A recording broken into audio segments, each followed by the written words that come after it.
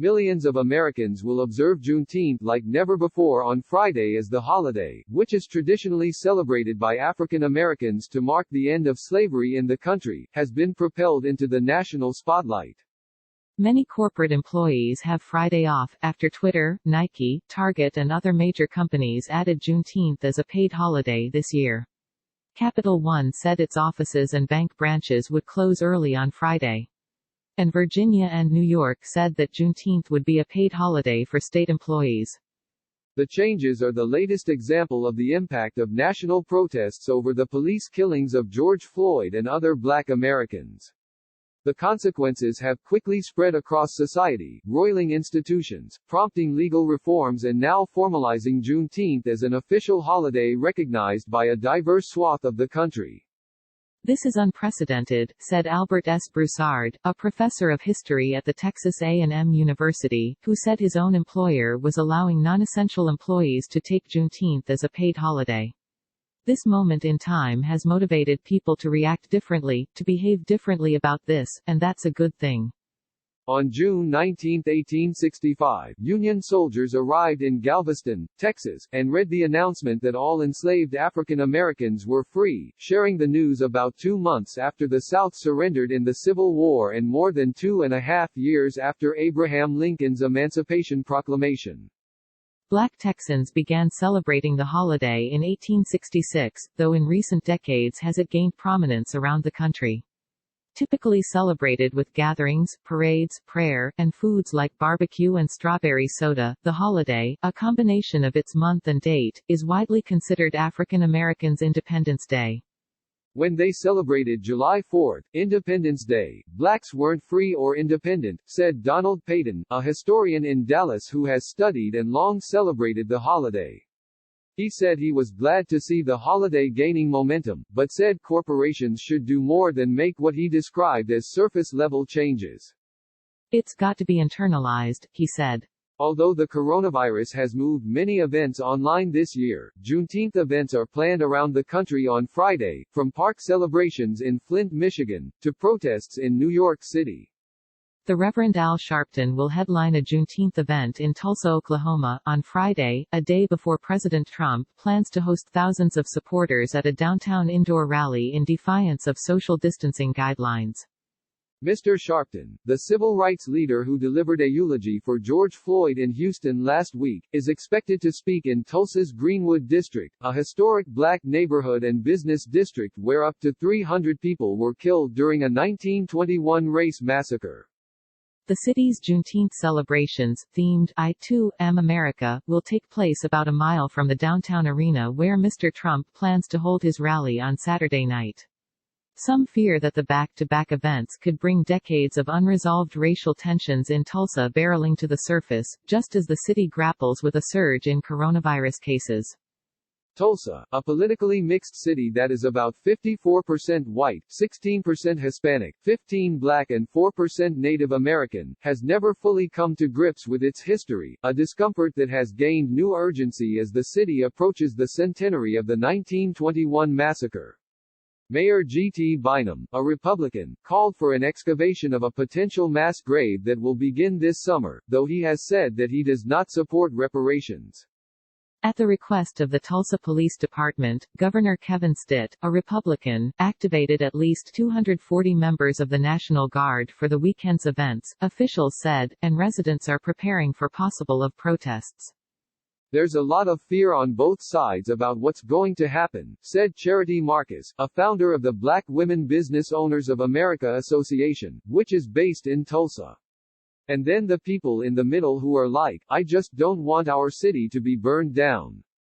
Kenneth Timmons, who works for a federal government agency in Houston, says the first thing he usually does before every Juneteenth is take the day off work. He usually invites friends over to cook and eat together. My coworkers know why I'm off. I tell them I don't work Juneteenth, said Mr. Timmons, 47.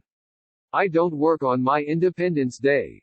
Born and raised in Lufkin, Texas, a town more than 100 miles northeast of Houston, Mr. Timmons remembers attending community Juneteenth celebrations as a child at which he would watch rodeo shows and pageants, eat barbecue and participate in calf chasing contests. Even though the United States celebrates July 4th as their independence, we were still considered slaves, he said. So for us, that is the day that our ancestors were finally released from servitude and slavery and could escape the South. For some, celebrating Juneteenth means shooting off fireworks, gathering at cookouts and sipping on red drinks, a tradition that symbolizes perseverance and honors the blood shed by Black people. For others, it involves shopping only at Black-owned businesses, sharing history or resting at home. This year, some will gather online for live video chats, which has become a norm in the coronavirus pandemic. For their first real Juneteenth celebration, Taina Spicer, 26, and her girlfriend, Michaela Berry, 24, plan to spend it resting and joining a Harlem Renaissance-themed online poetry reading hosted by Miss Spicer's sorority, Alpha Kappa Alpha. Miss Spicer, a visual artist in New Jersey, said it was a chance to take a break from their fight against injustice and focus on self-preservation. Your rest and recovery and celebration is revolutionary in itself, because that is what people don't want you to do, Miss Spicer said. They want you to be tired. They want you to be beaten down. Representative John Conyers had introduced a bill on the study of reparations every year beginning in 1989 and said he would do so until it's passed into law. But for years the prospect of the bills becoming law seemed distant.